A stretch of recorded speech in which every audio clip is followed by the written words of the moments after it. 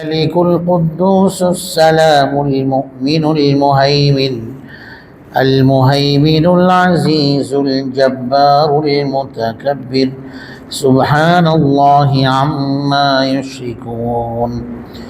هو الله الخالق البارئ المصور له الأسماء الحسنى يسبح له ما في السماوات والأرض وهو العزيز الحكيم.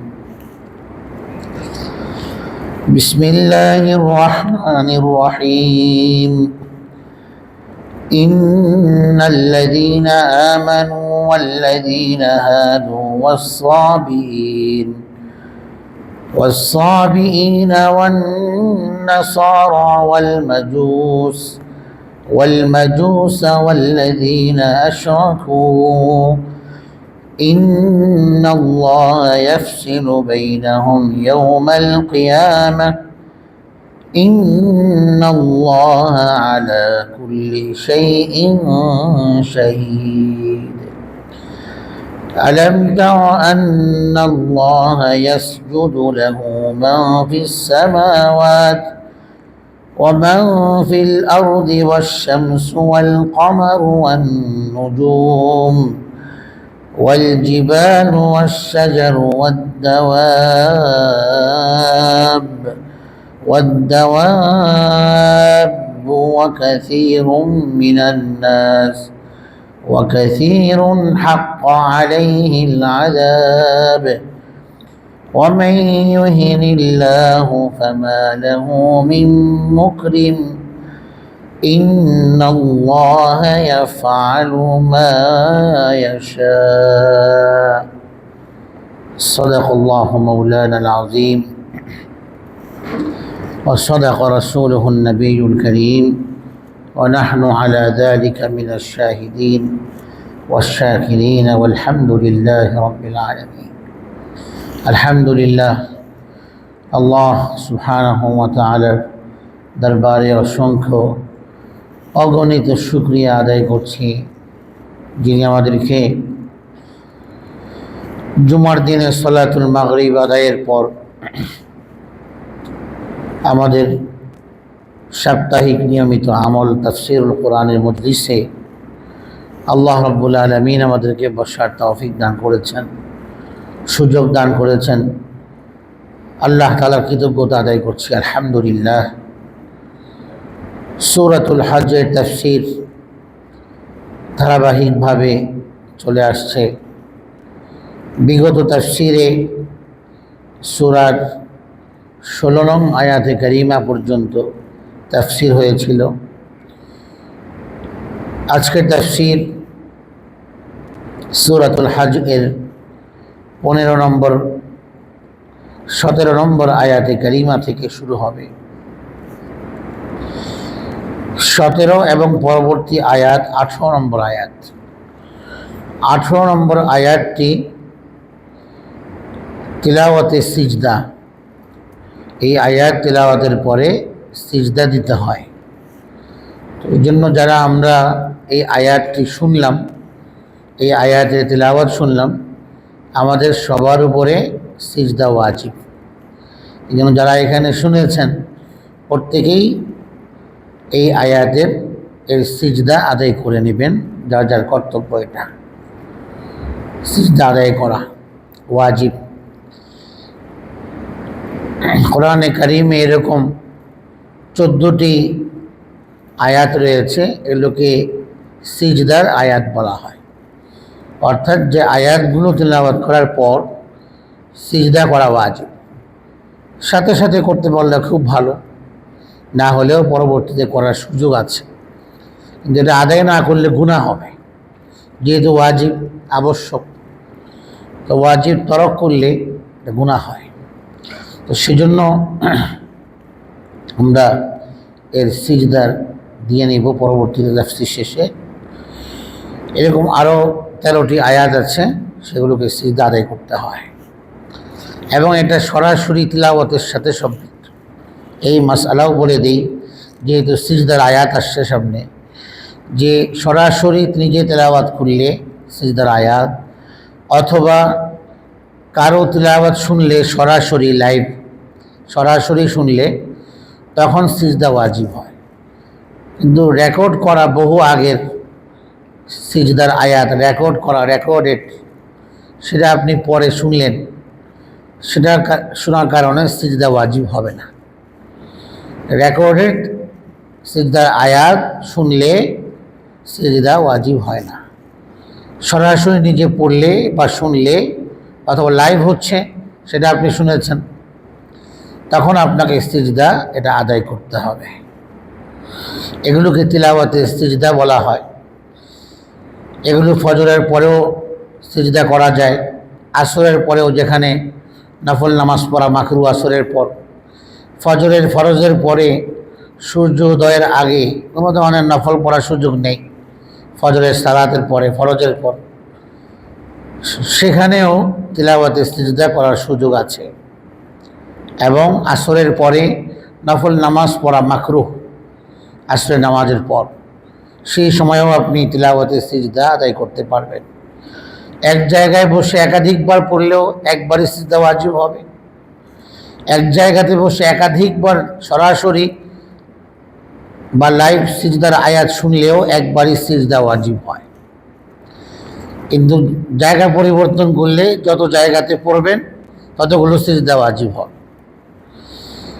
জায়গা পরিবর্তন করে সিজদার আয়াত শুনলে যতবার শুনবেন, 10 বার 10 জায়গা পরিবর্তন করে শুনলেন, 10 বার আপনাকে সিজদা দিতে হবে, 10টি সিজদা ওয়াজিব হবে।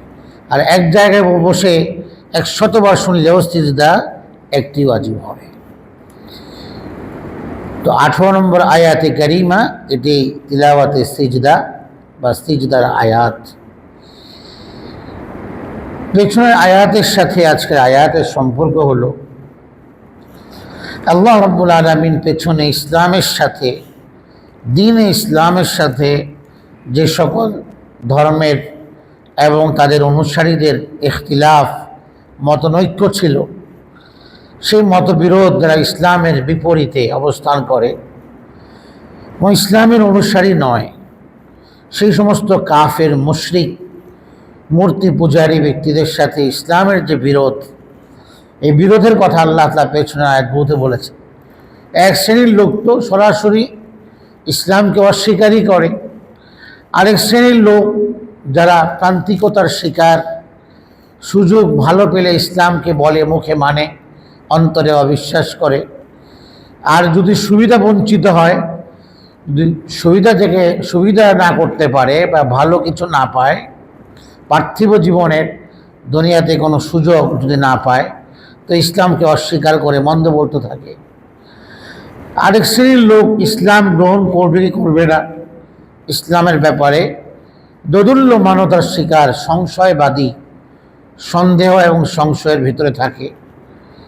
কোন দিকে যাবে, ইসলামের দিকে যাবে না অন্য কোনো ধর্মের দিকে যাবে, ইসলাম ভালো না অন্য কোনো ধর্ম ভালো, তো তার কাছে সে সংশয়ের মধ্যে নিপতিত। তো এই ধরনের ব্যক্তিদের কথা আল্লাহ তাআলা বলে, খাঁটি ইমানদার যারা মুখলিস, ইমানের দাবিতে অটল অবিচল থাকে, আল্লাহর প্রতি পূর্ণ আস্থা বিশ্বাস রাখে, সঠিক ইমানের চর্চা করে, সেই ইমানদার ব্যক্তিদের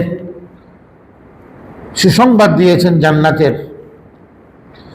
এবং আজকের আয়াতে কারিমাতে আল্লাহ তাআলা ইমানদারদের সহ পৃথিবীতে আরও কিছু গ্রুপ আছে যারা নিজেদের দিনকে সঠিক দিন মনে করে, তাদের মধ্যকার এই মতানৈক্যের নিরসন আল্লাহ তাআলা কিয়ামতের দিন করবেন, কার্যতভাবে বুঝাই দিবেন কারা সত্য পথের উপর দুনিয়াতে প্রতিষ্ঠিত ছিল, আর কারা মিথ্যা ধর্মের নামে মিথ্যা মতবাদের উপরে দুনিয়াতে প্রতিষ্ঠিত ছিল।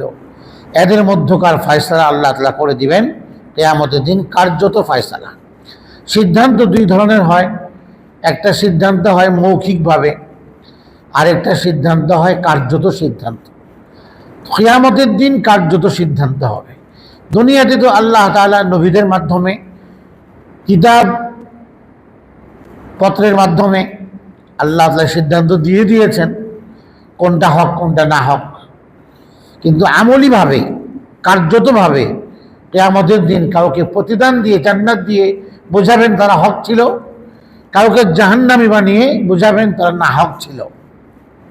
এটা আল্লাহর সিদ্ধান্তের কার্যত রূপ। এটা কিয়ামতের দিন ঘটবে। এই জন্য দুনিয়াতে কেউ যদি সত্য দিন না মানে, জোর করে তাকে ইসলাম গ্রহণ করানোর কোনো সুযোগ নাই। কাউকে জোর করে ইসলাম গ্রহণ করানো যায় না। চাপাচাপি করে কাউকে ইসলামে বাধ্য করার কোনো সুযোগ ইসলামে নাই। বরং খোদ ইসলাম ধর্ম এটাকে সাপোর্ট করে না, অনুমোদন দেয় না যে কোনো অমুসলিম ব্যক্তিকে, অন্য ধর্মের নামে অন্য কোনো মতবাদে বিশ্বাসী ব্যক্তিকে জোর করে তাকে ইসলামে ঢুকাইতে হবে, দাখিল করতে হবে, তাকে ইসলামে দীক্ষিত করতে হবে। এটা ইসলাম কখনোই বলে না। কারণ আল্লাহ তাআলা হক না হক, সত্য অসত্যকে বোঝার যোগ্যতা বান্দাকে দিয়ে দিয়েছেন। আবার এগুলোর সাথে সাথে আরো অনেক কিছু অ্যাড করেছেন। যেমন আল্লাহ তাআলা নবী রাসূল পাঠিয়েছেন, তাদের মাধ্যমে সত্য দ্বীনের প্রচার করিয়েছেন। আবার আল্লাহ তাআলা তাদেরকে অনেক সময়, অনেকাংশে, অনেক ক্ষেত্রে অনেককে আল্লাহ তাআলা আসমানি কিতাবও দিয়েছেন সাথে, যেন সেই কিতাব আল্লাহর তরফ থেকে লিখিত, আল্লাহর কথামালা কোরআনে কারীম, এই কিতাবের আলোকে তারা মানুষকে সত্য দ্বীনের দিকে ডাকবে। হযরত সাইয়্যিদুনা আদম আলাইহিস সালাম থেকে নিয়ে হযরত সাইয়্যিদুনা নূহ আলাইহিস সালামের আগ পর্যন্ত যত নবী রাসূল এসেছেন, সবাই মুসলমান ছিলেন, সবাই আল্লাহর অনুগত ছিলেন এবং সব মানুষ আল্লাহর অনুগত ছিল। সব নবীদের জাতি নূহের আগ পর্যন্ত সবার ধর্ম দিন একটা ছিল, সেটা হলো ইসলাম, তাওহীদের ধর্ম। আল্লাহ এক, অদ্বিতীয়, লা শারীক, তাওহীদের ধর্মকে বলা হয়। আদম আলাইহিস ইসলাম থেকে নিয়ে নূহ আলাইহিস ইসলামের আগ পর্যন্ত, ওনার আগমনের আগ পর্যন্ত। এরপর নূহ আলাইহিস ইসলামের কওম, যে জাতি, এই জাতির পর্যন্ত এসে এখান থেকে শততা বিভক্ত হয়ে গেল, বিভিন্ন ভাগ তৈরি করলো, নিজেরাই ভিন্ন ভিন্ন পথে চলতে লাগলো, একই দিনের অনুসারী আর থাকলো না। এখান থেকে ইখতিলাফ শুরু। ইখতিলাফ মানে মতানৈক্য, মতবিরোধ, সবাই একমত নয়, এক একজন একটাকে দিন মনে করে তাকে অনুসরণ করতে লাগলো। এইভাবে মানুষের মধ্যে এই পর্যন্ত, যে এ যাবৎ পর্যন্ত সবাই একদিন তাওহীদ, এই ধর্মের অনুসারী ছিল, একত্ববাদের মানে ইসলামের, সেটা নষ্ট হয়ে বিভিন্ন ভাগে দলে বিভক্ত হয়ে গেল। নিজেরাই করছে এটা। আল্লাযীনা জাআলুল কুরআনা ঈদীন, কোরআন বলে যারা কোরআনকে খণ্ড খণ্ড বানিয়েছে, মানে আল্লাহর দ্বীনকে খণ্ড খণ্ড বানিয়ে ফেলছে। কেউ ইসলাম গ্রহণ করছে, কেউ নিজস্ব কোনো মতবাদকে চর্চা করছে, বিশ্বাস করছে, ওটার কিছু অনুসারী তৈরি হয়ে গেল, একটা ধর্মের লেবেল লাগিয়ে দিল, নতুন একটা ধর্ম তৈরি হয়ে গেল, এই ধর্মের আবার কিছু অনুসারী হয়ে গেল। এভাবেই বিভিন্ন পৃথিবীতে যে এত ধর্ম, এত মতবাদ এভাবেই তৈরি হয়েছে।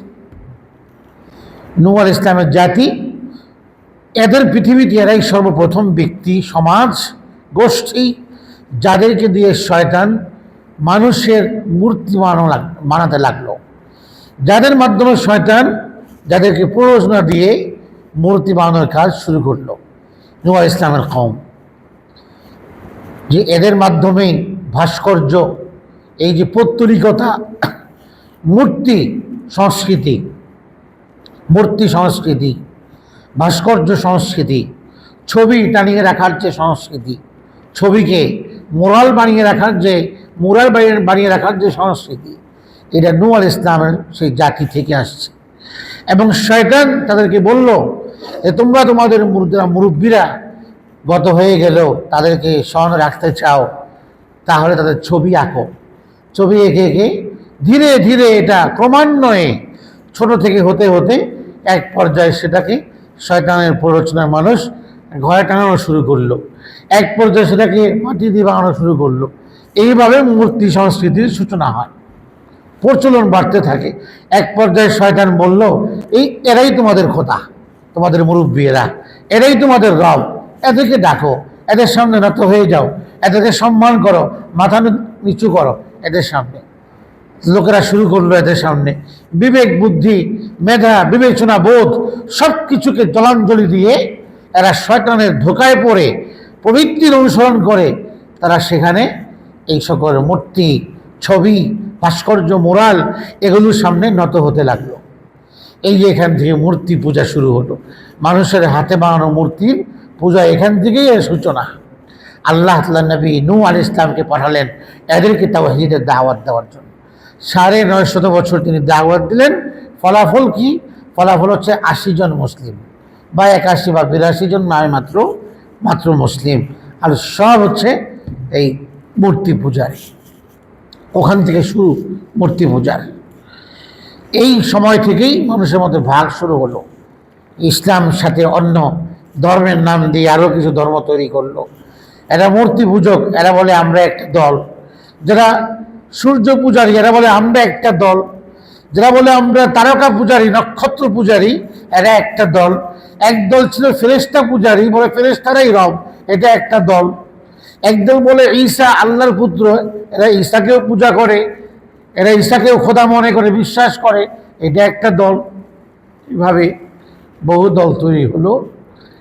এই দলগুলোর যে এই যে পারস্পরিক যে মতবিরোধ, সবাই বলে আমি হক, আমি সঠিক পথে, তুমি বেঠিক পথে, একজন একজনকে বলে। এর সমাধান কি?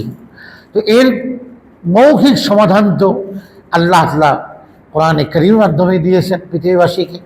নবী রাসূলদের মাধ্যমে বলেছেন কোনটা হক, কোনটা সত্য, কোনটা বেঠিক, কোনটা অসত্য।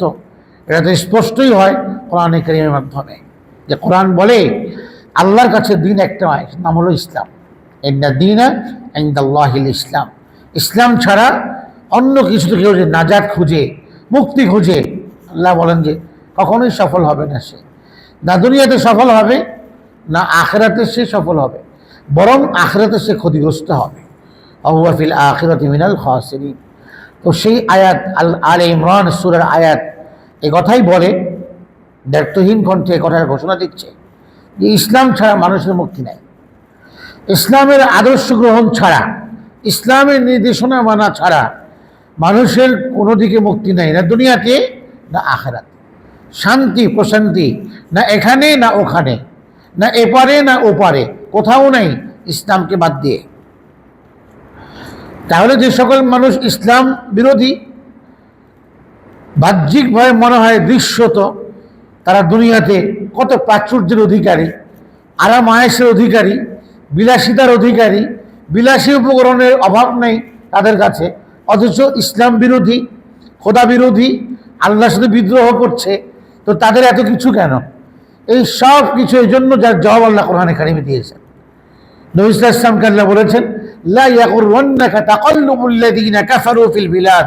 শহর নগরে কাফিরদের প্রাচুর্য দেখে আপনি প্রবঞ্চনার শিকার হবেন না, বিভ্রান্ত হবেন না, যে কাফের হওয়া সত্ত্বেও, খোদা বিরোধী হওয়া সত্ত্বেও কেন প্রাচুর্য এত তাদেরকে আল্লাহ দিলেন কেন? এই সব পার্থিব জীবনের সম্ভোগ অল্প সময়ের, ক্ষণস্থায়ী জীবনের। আখিরাতের স্থায়ী জীবনে কাফেরদের কোনো অংশই নেই। উলাইকা লা খালাকা লাহুম ফিল আখিরাহ। আখিরাতে তাদের কোনো অংশই নেই, দুনিয়াতেই শেষ। কারণ তারা আল্লাহর কাছে দুনিয়া চায়। ফামিনান নাসি মান ইয়াকুলু রব্বানা আতিনা ফিদ দুনিয়া হাসানা ওয়া মা লাহু ফিল আখিরাতি মিন নাসিব। আল্লাহ বলেছেন আখিরাতে কোনো নসিব নেই, অংশ নেই, হিস্সা নাই। আখিরাতের হিস্সা শুধুমাত্র ইমানদার ব্যক্তিদের জন্য, মুমিনদের জন্য থাকবে। আল্লাহর দয়া এটার প্রকাশ ঘটবে একমাত্র মুমিনদের সাথে আখিরাতে, কাফেরদের সাথে না। কিন্তু আল্লাহ রহমান দুনিয়াতে মুমিনদের ক্ষেত্রেও কাফেরদের ক্ষেত্রেও। এই জন্য একই নদীর মাছ কাফেরও খায়, মুসলিমও খায়। একই পশুর গোশত মুসলিমও খাচ্ছে, কাফেরও খাচ্ছে, বেঈমানও খাচ্ছে। মানে আল্লাহ তাকে খাওয়ার সুযোগ দান করছে কাফের হওয়া সত্ত্বেও। আল্লাহর বান্দা হিসাবে দুনিয়াতে আল্লাহ তাআলা সবার প্রতি দয়া করছেন, আল্লাহর রব হিসেবে। যেন কাফেরের কথা বলতে না পারে যে আল্লাহ পক্ষপাতিত্ব করে। আল্লাহ পক্ষপাতিত্ব করে, আমরা আল্লাহর বিরোধী, এই জন্য আল্লাহ আমাদেরকে দেয় না, এই কথা যেন কাফেররা বলতে না পারে। এই জন্য আল্লাহ তাআলা এখানে ইনসাফ, আল্লাহ ইনসাফ কায়েম করেন দুনিয়ার। আখিরাতেও ইনসাফ করবেন, আখিরাতেও ইনসাফ করবেন। আমল অনুপাতে আল্লাহ প্রতিদান দান করবেন। আখিরাতে প্রতিদান পাওয়ার জন্য ঈমান শর্ত। যার ঈমান নাই, সে শর্তের মধ্যে নাই, সে বেরিয়ে যাবে, পাবে না। দুনিয়া